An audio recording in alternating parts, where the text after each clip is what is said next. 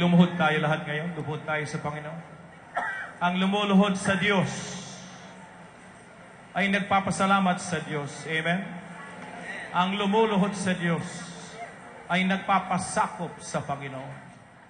Ang lumuluhod sa Diyos ay nililigtas ng Panginoon. Taas ang kamay habang nakaluhod.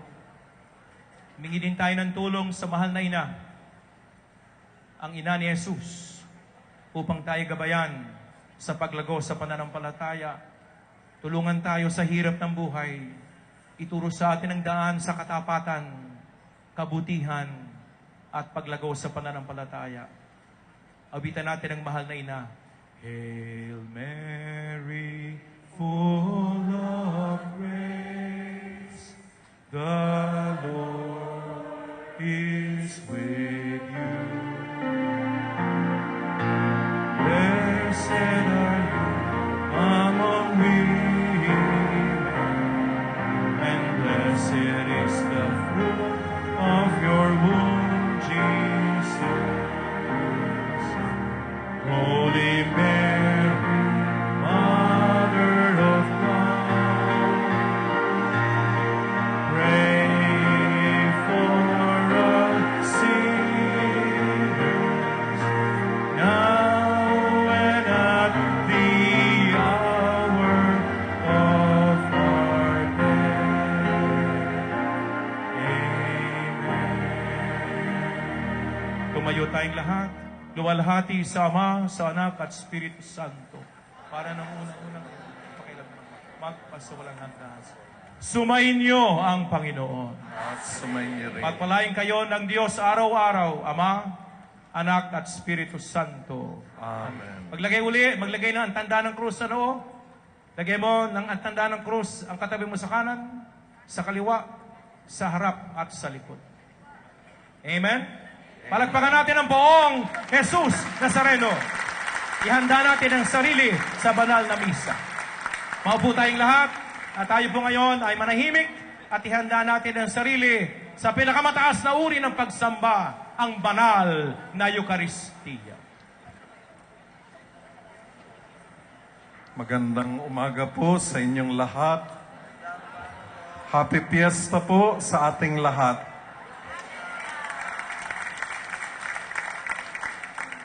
Hayaan po ninyo na magpasalamat lang po ako bago magsimula ang ating misa sa lahat ng mga nakibahagi sa pag-oorganisa ng ating ngayong Traslasyon 2014. Nais ko pong pasalamatan ang ating Pangulong Alkalde ng Maynila at ang kanyang mga ahensya, si Joseph Ejercito Estrada, ang ating Hermano Mayor. Palakpakan po natin siya.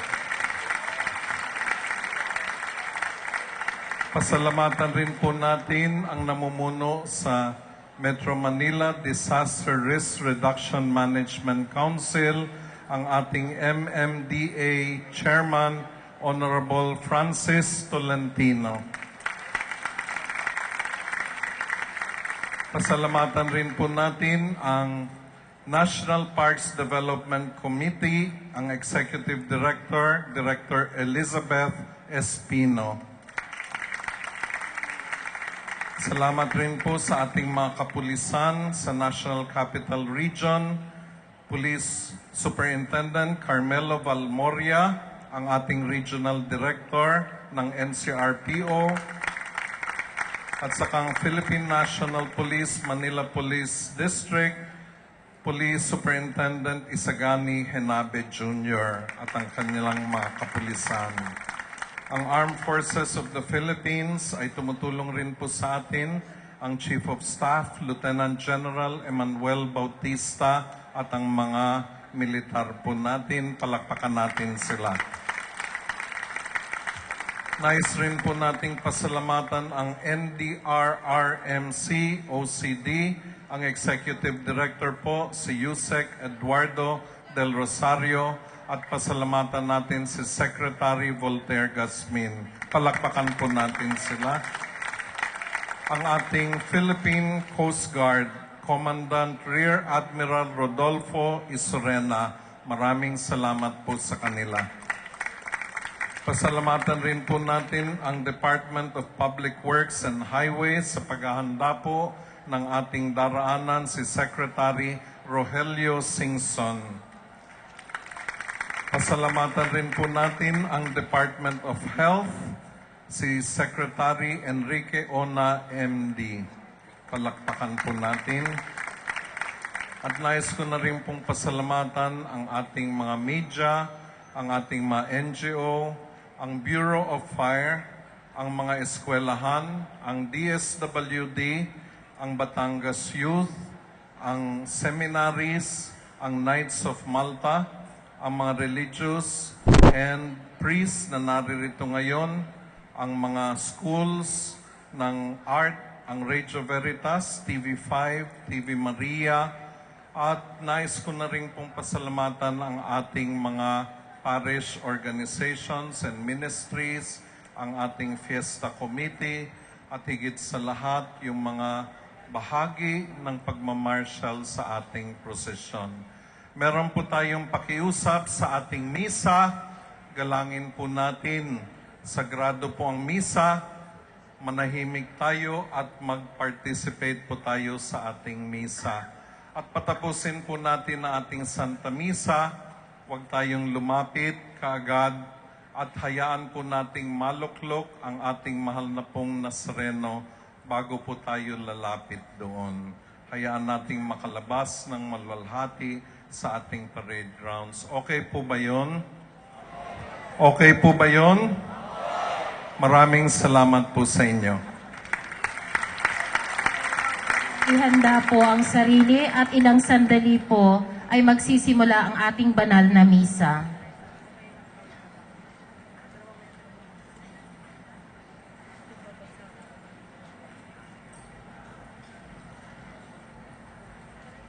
Magsitayo ang lahat sa pagsisimula ng ating banal na pagdiriwang.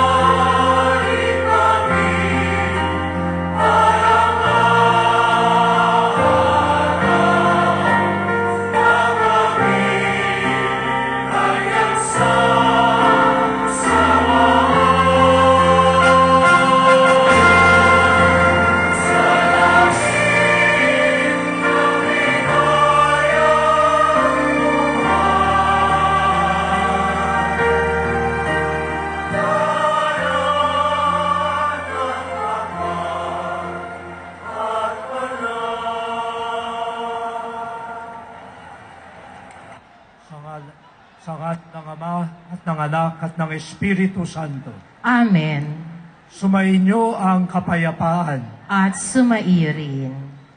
Mga minamahal na kapatid, sa pagdiriwang natin ng kapistahan ng Nuestro Padre Jesus Nazareno, itinatampok natin ang maluwalhati niyang krus.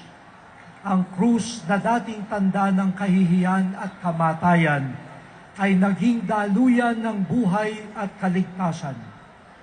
Sa krus, iniunat niya ang kanyang mga kamay at inialay ang kanyang buhay para sa kaligtasan ng lahat.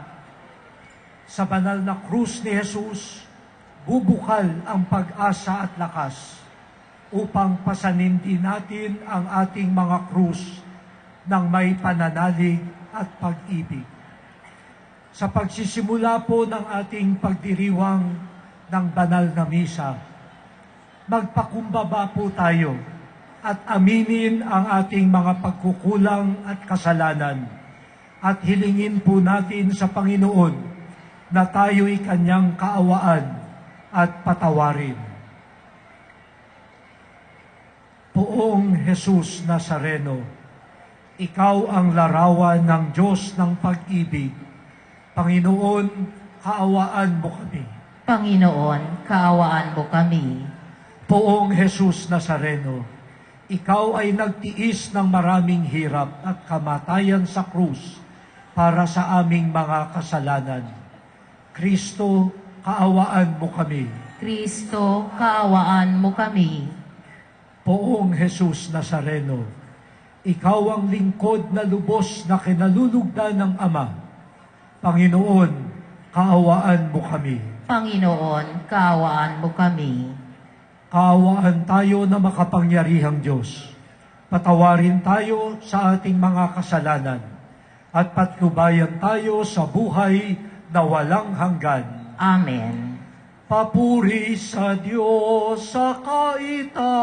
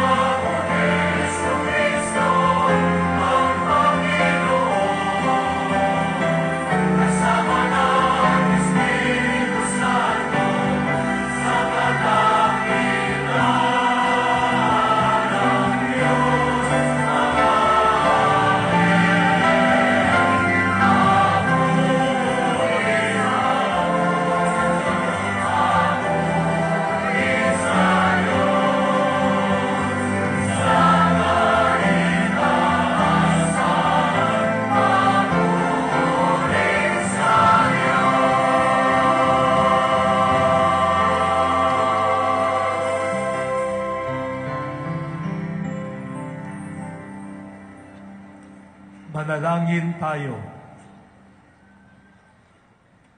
Ama naming makapangyarihan, niloob mong akuin ng iyong anak ang krus at kamatayan upang ang sangkatauhay matubos at mabuhay. Ang pag-ako namin sa krus at kamatayan dito sa lupa, ayon sa diwa ng pagsunod sa iyong loob na ginanap ng iyong anak, ay magpagindapat nawang aming kamtin ang lubos na katubusan at pagkabuhay sa iyong piling. Sa pamamagitan ni Hesukristo, kasama ng Espiritu Santo, magpasawalang hanggan. Amen. Tayo'y magsiupo at makinig sa salita ng Diyos.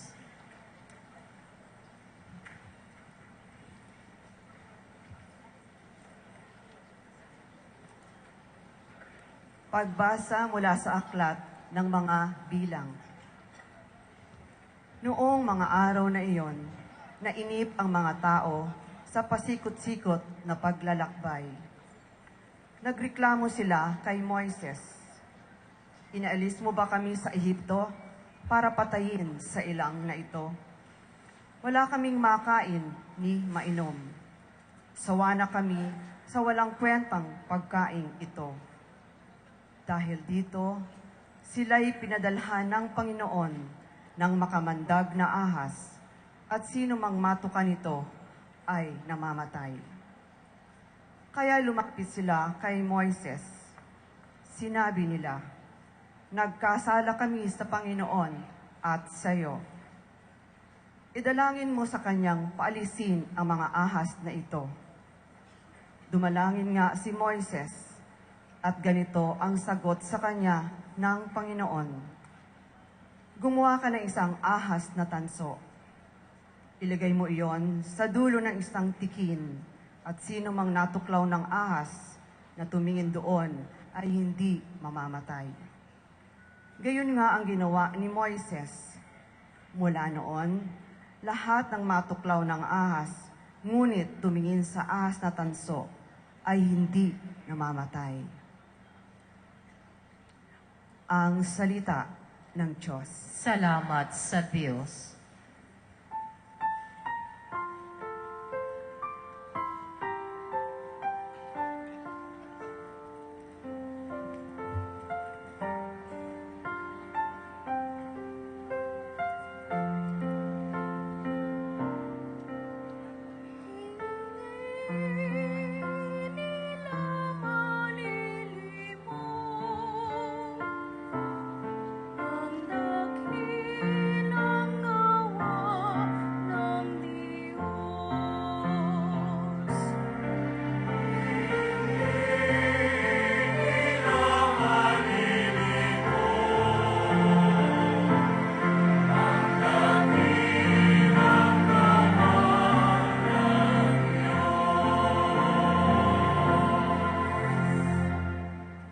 Kaya gayon ay makinig sa turo ko, mga anak.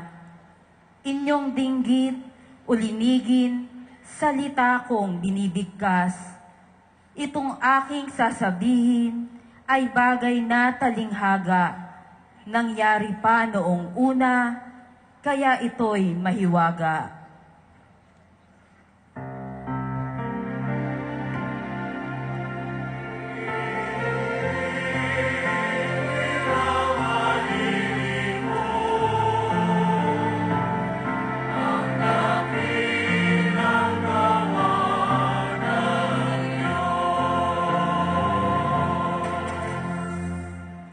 Datapwat noong sila'y lilipulin na ng Diyos, nagsisi ang karamihan, sa Kanya'y nagbalik loob.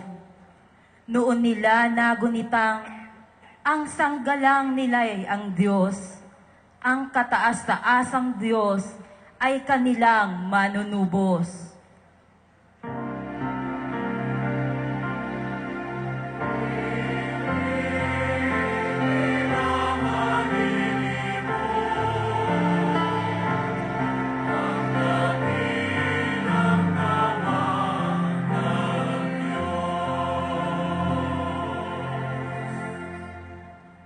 kaya't siya ay pinuri ng papuring hindi tapat.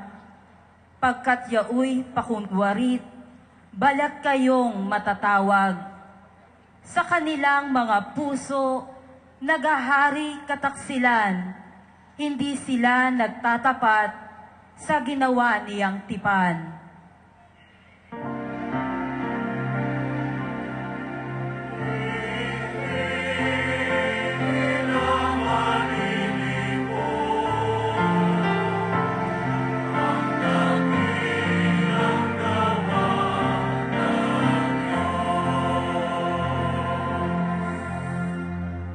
Gayunpaman, palibhasay, Diyos siyang mahabagin. Ang masamang gawa nila'y pinatawad niyang tambing. Dahilan sa pag-ibig niya'y hindi sila wawasakin. Kung siya may nagagalit, ito'y kanyang pinipigil.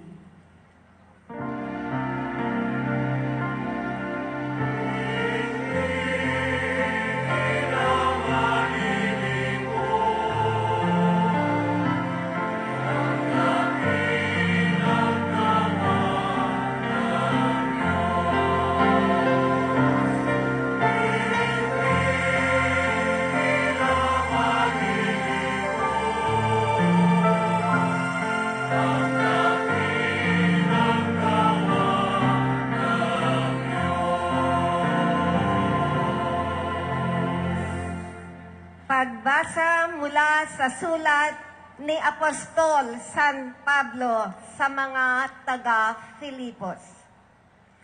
Si Kristo Jesus, bagaman siya'y Diyos, ay hindi nagpilit na manatiling kapantay ng Diyos. Bagkus, hinubad niya ang lahat ng katangian ng pagka-Diyos, nagkatawan tao, at namuhay na isang alipin. Nang maging tao, siya'y nagpakababa at naging masunurin hanggang kamatayan. Oo, hanggang kamatayan sa krus. Kaya naman, siya'y itinampok ng Diyos at binigyan ng pangalang higit sa lahat ng pangalan. Anupat ang lahat ng nilalang na nasa langit, nasa lupa, nasa ilalim ng lupa, ay maninikluhod at sasamba sa Kanya at ipahahayag ng lahat na si Jesucristo ang Panginoon sa ikararangal ng Diyos Ama. Ang salita ng Diyos. Salamat sa Diyos. Tayo'y magsitayo sa paggalang sa mabuting balita ng Panginoon.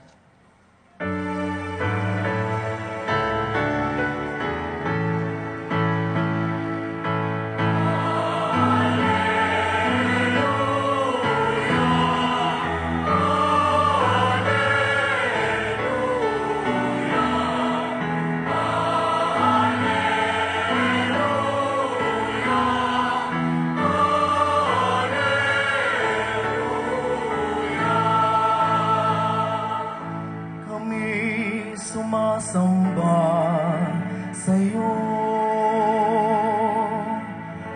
at gumagalang sa krus mo, nakaligtasan ng mundo.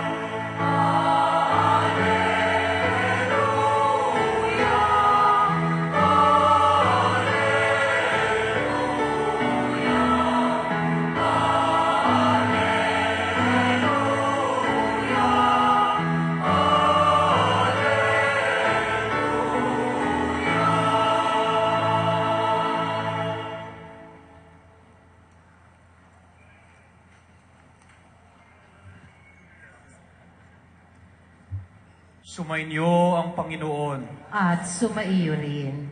Ang mabuting balita ng Panginoon ayon kay Juan. Papuri sa iyo, Panginoon.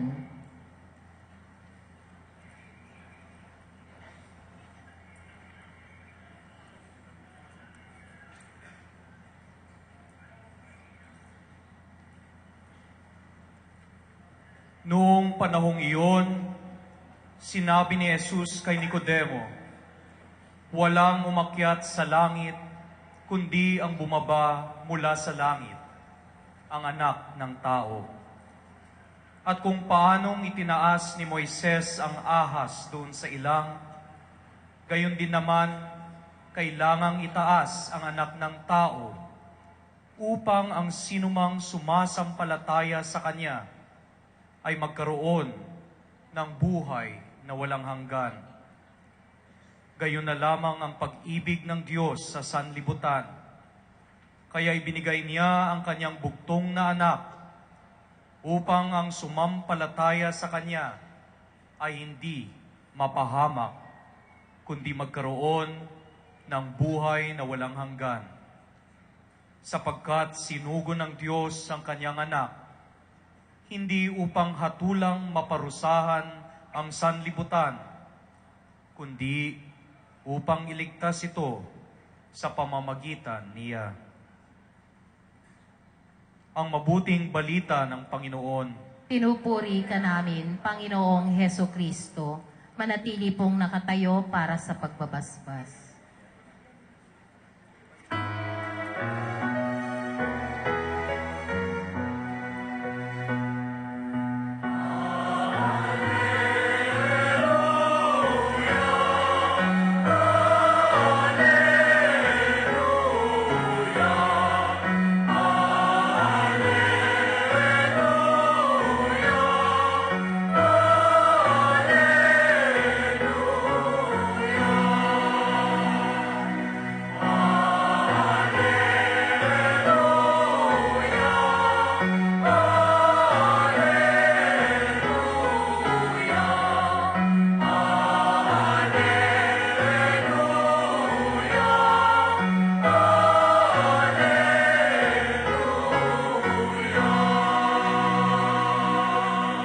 Maaari na pong umupo.